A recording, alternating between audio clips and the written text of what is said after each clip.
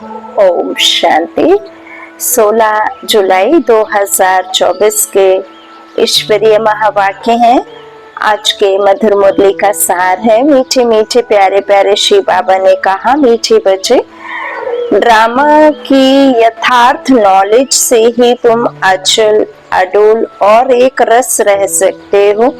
माया के तूफान तुम्हें हिला नहीं सकते। प्रश्न, देवताओं का मुख्य एक कौन सा गुण तुम बच्चों में सदा दिखाई देना चाहिए? उत्तर में बाबा ने कहा, हर्षित रहना। देवताओं को सदा मुस्कुराते हुए हर्षित दिखाते हैं। ऐसे तुम बच्चों को भी सदा हर्षित रहना है। कोई भी बात हो, मुस्कुराते रहो। कभी भी उदासी या गुस्सा नहीं आना चाहिए। जैसे बाप तुम्हें राइट और रॉन्ग की समझानी देते हैं, कभी गुस्सा नहीं करते, उदास नहीं होते, ऐसे तुम बच्चों को भी कभी उदास नहीं होना है। ओम शांति। बेहद के बच्चों को बेहद का बाप समझाते हैं। लौकिक बाप तो ऐसे नहीं कहेंगे, उनके 2 करके 5-7 बच्चे होंगे। यह तो जो सभी आत्माएं हैं, आपस में ब्रदर्स हैं, उन सब का जरूर बाप होगा। कहते भी हैं हम सब भाई भाई हैं। सबके लिए कहते हैं, जो आएंगे उसके लिए, जो आएंगे उनके लिए कहेंगे हम भाई भाई हैं। ड्रामा में तो सभी बांधे हुए हैं, जिसको कोई नहीं जानते। यह ना जानना भी ड्रामा में नोंद है, जो बाप ही आकर सुनाते हैं। कथाएं आदि सब बैठ सुनाते हैं तो कहते हैं परम पिता परमात्माए नमः। अब वह कौन है यह जानते नहीं। कहते हैं ब्रह्मा देवता, विष्णु देवता, शंकर देवता, परंतु समझ से नहीं कहते हैं। ब्रह्मा को वास्तव में देवता नहीं कहेंगे। देवता विष्णु को कहा जाता है। ब्रह्मा का किसको भी पता नहीं है। विष्णु देवता ठीक है, शंकर का तो कुछ भी पाठ है नहीं, उनकी बायोग्राफी नहीं है। श्री बाबा की तो बायोग्राफी है। वह आते ही हैं पतितों को पावन बनाने, नई दुनिया स्थापन करने। अभी एक अनादि, बाबा कहते एक आदि सनातन है ना, देवी देवता धर्म की स्थापना और सब धर्मों का विनाश होता है। ये जो बाबा कहते हैं हमारा धर्म था सनातन देवी देवता धर्म, है ना, एक आदि सनातन देवी देवता धर्म की स्थापना और सब धर्मों का विनाश होता है। सभी कहाँ जाते हैं? शांति धाम है। शरीर तो सबके विनाश होने हैं, शरीर के साथ तो आए ही नहीं, तो शरीर के साथ जा भी नहीं सकते। या शरीर ही आए या शरीर ही जाना है। हम आते हैं, कहाँ से आते हैं? निराकारी दुनिया से, है ना। तो बाबा कहते हैं तुम जहाँ से आए हो वहां जैसे आए थे वैसे ही जाना होगा। तो शरीर विनाशी है, आत्मा अविनाशी है। आत्मा का पाठ बाबा कहते हैं सबका अपना अपना भरा हुआ है और अविनाशी पाठ है। नई दुनिया में होंगे ही सिर्फ तुम। नई दुनिया में सिर्फ कौन होंगे? बाबा कहते तुम। उनको तुम जानते हो, सबके तो नाम ले नहीं सकेंगे। छोटी छोटी टालियां तो बहुत है। पहले पहले है डिटेल्स में, फिर इस्लामी। यह बातें सिवाय तुम बच्चों के और कोई की बुद्धि में नहीं है। अभी वह आदि सनातन देवी देवता धर्म प्रायः लोप है, इसलिए बनन ट्री का मिसाल देते हैं। सारा झाड़ खड़ा है, फाउंडेशन है नहीं। सबसे बड़ी आयु इस बनन ट्री की होती है, तो इसमें सबसे बड़ी आयु है आदि सनातन देवी देवता धर्म की। वह जो प्रायः लोप हो, तब तो बाप आकर कहे कि अभी एक धर्म की स्थापना और अनेक धर्म का विनाश होना है। जो नहीं है उसकी स्थापना करेंगे ना, जो है उसकी कैसे करेंगे? तो बाबा कहते हैं अनेक का थोड़ा मैं करूंगा, मैं तो एक धर्म की करता हूँ। तो जब वो लोप हो, जब वो ना हो, तब तो मैं आऊं। तो बाबा कहते हैं आदि सनातन देवी देवता धर्म की मैं स्थापना करता हूँ, सबसे बड़ी आयु उसी की है। तो इसलिए त्रिमूर्ति भी बनाया गया है ना। तो बाबा कहते हैं मैं आया और आके अनेक धर्मों का विनाश करना और फिर एक धर्म की स्थापना करना, इसलिए त्रिमूर्ति भी बनाया है, परंतु अर्थ नहीं समझते हैं। तुम बच्चे जानते हो ऊंचते ऊंच भगवान है, फिर ब्रह्मा विष्णु शंकर, फिर सृष्टि पर आते हैं तो देवी देवताओं के सिवाय और कोई धर्म है नहीं। भक्ति मार्ग की भी ड्रामा में नोंद है, पहले शिव की भक्ति करते फिर देवताओं की। बाबा कहते हैं सबसे पहले जब शुरुआत होती है तो भक्ति में शिव की ही पूजा करते हैं, शिव की भक्ति करते हैं ना, देवताओं के बाद में। तो भारत की ही तो बात है, बाकी तो समझते हैं हमारा धर्म मठ पंथ कब स्थापन होता है। जैसे आर्य लोग कहते हैं हम बहुत पुराने हैं, वास्तव में सबसे पुराना तो है ही आदि सनातन देवी देवता धर्म। तुम जब झाड़ पर समझाते हो तो खुद भी समझ लेंगे कि हमारा धर्म फलाने समय पर आएगा। सबको जो अनादि अविनाशी पाठ मिला हुआ है सो बजाना है, इसमें कोई का दोष व भूल नहीं कह सकते हैं। यह तो सिर्फ समझाया जाता है पाप आत्मा क्यों बने हैं। मनुष्य कहेंगे हम बेहद के बाप के सब बच्चे हैं, फिर सब ब्रदर्स सतयुग में क्यों नहीं है, परंतु ड्रामा में पाठ ही नहीं है। यह अनादि ड्रामा बना हुआ है, इसमें निश्चय रखो और कोई बात बोलो नहीं। चक्र भी दिखाया है कैसे यह फिरता है। कल्प पहले बाबा कहते कल्प वृक्ष का भी चित्र है, परंतु यह कोई जानते नहीं कि इनकी आयु कितनी है। बाप कोई की निंदा नहीं करते और ना ही करने कहते, ना किसी से डिबेट, ना किसी से बाबा कहते हैं बदलना किसी को, खुद को बदलना। यहाँ सिर्फ खुद को बदलने की बात बाबा कहते, किसी की निंदा नहीं करते हैं। यह तो समझाया जाता है, तुमको भी समझाते हैं। तुम कितने पावन थे, अभी पतित बने हो तो पुकारते हो हे पतित पावन आओ, पहले तो तुम सबको पावन बनना है, फिर नंबरवार पाठ बजाने आना है। आत्माएं सब ऊपर में रहती हैं, बाप भी ऊपर में रहते हैं, फिर उनको बुलाते हैं कि आओ। बाबा कहते हैं ऐसे वह बुलाने से आते नहीं। बाप कहते हैं मेरा भी ड्रामा में पार्ट निभा हुआ है, जैसे हद के ड्रामा में भी बड़े बड़े मुख्य एक्टर्स का पार्ट होता है। यह फिर है बेहद का ड्रामा।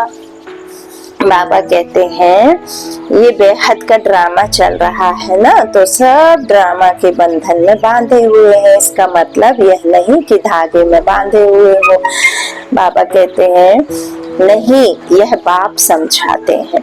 वह है जड़ झाड़, अगर बीज चैतन्य होता तो उसको मालूम होता ना कि यह कैसे झाड़ बड़ा हो फिर फल देंगे। यह तो है चैतन्य बीज, इस मनुष्य सृष्टि रूपी झाड़ का, इसको उल्टा झाड़ कहा जाता है। बाप तो है नॉलेजफुल, उनको सारे झाड़ की नॉलेज है। बाबा कहते ये उल्टा है ना, मनुष्य रूपी जो झाड़ है, मनुष्य सृष्टि रूपी झाड़, इसको उल्टा झाड़, क्योंकि ऊपर में है परम पिता परमात्मा जो बीज रूप में है, और हम आत्माएं जो यहाँ पाठ बजाने आती है नीचे में, है ना।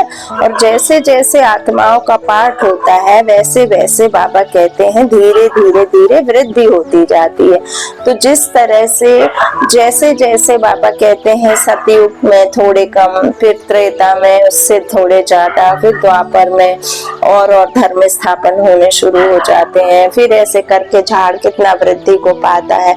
तो फिर ये नीचे आत्माएं आती हैं अपने अपने सेक्शन में, ऊपर जाके बाबा कहते बैठ जाते हैं, फिर धीरे धीरे अपने पार्ट अनुसार ड्रामा में आती रहेंगी पार्ट बजाने। तो बाबा कहते हैं यह बाप समझाते हैं, है ना, कि किस तरह से ये उल्टा झाड़ कहा जाता है। बाप तो है नॉलेजफुल, उनको सारे झाड़ की नॉलेज है।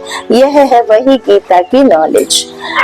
कोई नई बात नहीं है। यहाँ बाबा कोई श्लोक आदि नहीं उच्चारते हैं, वो लोग ग्रंथ पढ़कर फिर अर्थ बैठ समझाते हैं। बाप समझाते हैं यह है पढ़ाई, इसमें श्लोक आदि की दरकार नहीं है। उन शास्त्रों की पढ़ाई में कोई एम ऑब्जेक्ट है नहीं। कहते भी हैं ज्ञान भक्ति वैराग्य, ज्ञान भक्ति वैराग्य। यह पुरानी दुनिया विनाश होती है। तो बाबा कहते हैं सन्यासियों का है हद का वैराग्य, तुम्हारा है बेहद का वैराग्य। शंकराचार्य आते हैं तब वह बैठ सिखलाते हैं घर बार से वैराग्य। वह भी शुरू में शास्त्र आदि नहीं सिखाते। जब बहुत वृद्धि होती जाती है तब शास्त्र बनाने शुरू करते हैं। पहले पहले तो धर्म स्थापन करने वाला एक ही होता है, फिर आहिस्ते आहिस्ते वृद्धि को पाते हैं। यह भी समझना है सृष्टि में पहले पहले कौन सा धर्म था। अभी तो अनेक धर्म है।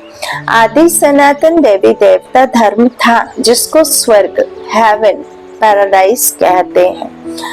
बाबा कहते हैं स्वर्ग कहा जाता है सतयुग को, जहाँ सत्य युग को सतो प्रधान दुनिया, सौ सुख वाली दुनिया, जहाँ किसी भी चीज की अप्राप्ति नहीं है, है ना। हेवन, जहाँ कोई अशांत दुखी परेशान बीमार इस तरह से विधवा कुछ भी भूखे प्यासे नहीं रहते। तो तुम बच्चे रचयिता और रचना को जानने से आस्तिक बन जाते हो।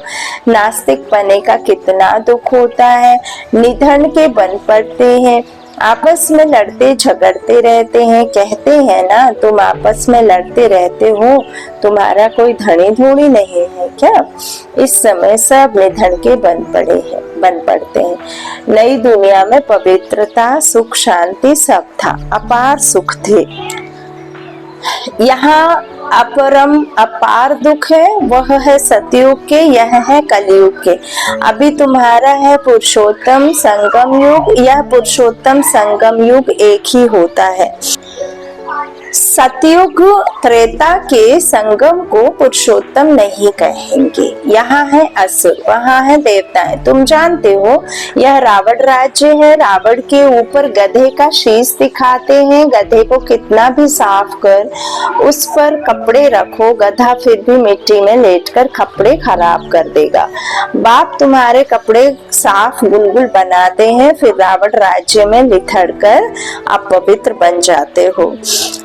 आत्मा और शरीर दोनों अपवित्र बन जाते हैं। बाप कहते हैं तुमने सारा श्रृंगार गंवा दिया। बाप को पतित पावन कहते। तुम भरी सभा में कह सकते हो कि हम गोल्डन एज में कितने श्रृंगारी हुए थे। आत्मा एकदम श्रृंगार से, बाबा कहते पूरा श्रृंगारित कर देते हैं ना। अलंकार यहाँ ब्राह्मणों को दिए, फिर आत्मा का पूरा जितना भी श्रृंगार है बाबा कहते मैं करके तुम बच्चों को भेजता हूँ। वही फिर वहां प्रालब्धि प्राप्ति। तो कितना फर्स्ट क्लास राज्य भाग्य था।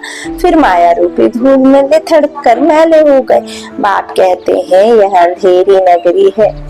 भगवान को सर्वव्यापी कह दिया है। जो कुछ हुआ वह हूबहू रिपीट होगा, इसमें मूंझने की दरकार नहीं है। 5000 वर्ष पहले, 5000 वर्ष में कितने मिनट घंटे सेकंड है। एक बच्चे ने सब धर्म वालों का हिसाब निकाल कर भेजा था। इसमें भी बुद्धि व्यर्थ की होगी। बाबा तो ऐसे ही समझाते हैं कि दुनिया कैसे चलती है। प्रजापिता ब्रह्मा है, ग्रेट ग्रेट ग्रैंडफादर। उनका ऑक्यूपेशन कोई नहीं जानते। विराट रूप बनाया है तो प्रजापिता ब्रह्मा को भी उड़ा दिया है। बाप और ब्राह्मणों को यथार्थ रीति जानते नहीं है। उनको कहते भी हैं आदिदेव। बाप समझाते हैं मैं इस झाड़ का चैतन्य बीज रूप हूँ। यह उल्टा झाड़ है। बाप जो सत्य है, चैतन्य है, ज्ञान का सागर है, उनकी ही महिमा की जाती। आत्मा ना तो चल फिर भी नहीं सकती।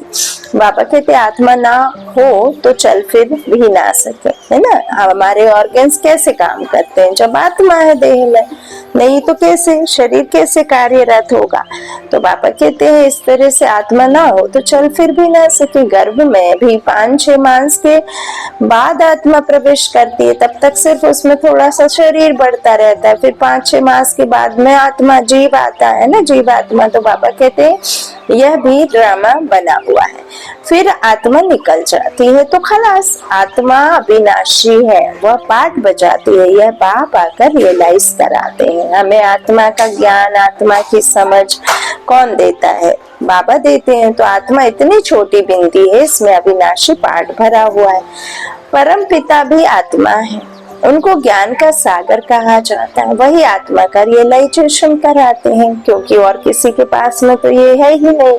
तो वह तो सिर्फ कह देते परमात्मा सर्वशक्तिमान, हजारों सूर्य से तेजोमय, परंतु समझते कुछ नहीं।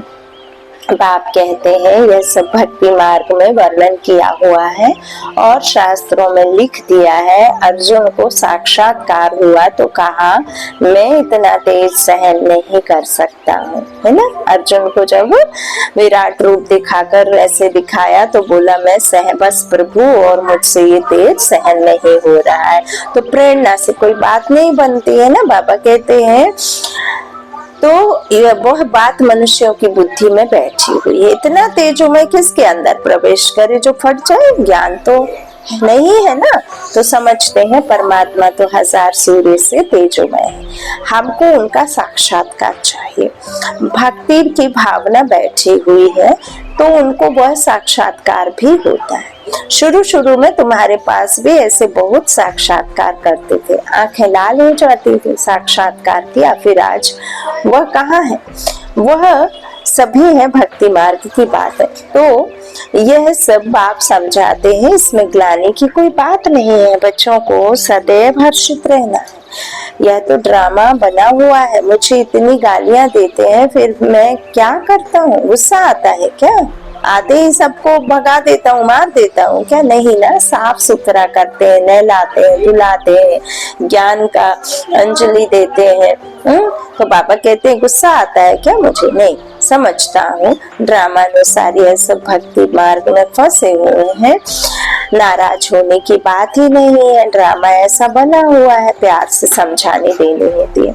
बेचारे अज्ञान अंधेर में पड़े हैं, नहीं समझते हैं तो तरस भी पड़ता है।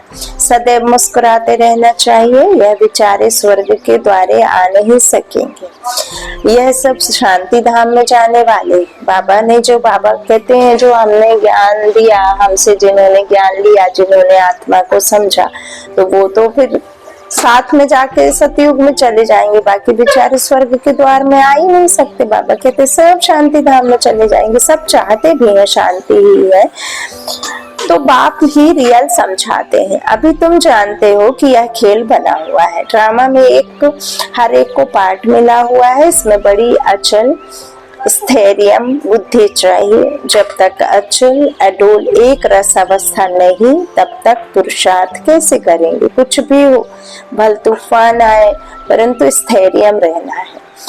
माया के तूफान तो ढेर आएंगे और पिछाड़ी तक आएंगे। अवस्था मजबूत चाहिए, यह है गुप्त मेहनत। कई बच्चे पुरुषार्थ कर तूफान को उड़ाते रहते। जितना जो पास होगा उतना ऊंच पद पाएगा। राजधानी में पद तो बहुत है ना। सबसे अच्छे चित्र हैं त्रिमूर्ति, गोला और झाड़।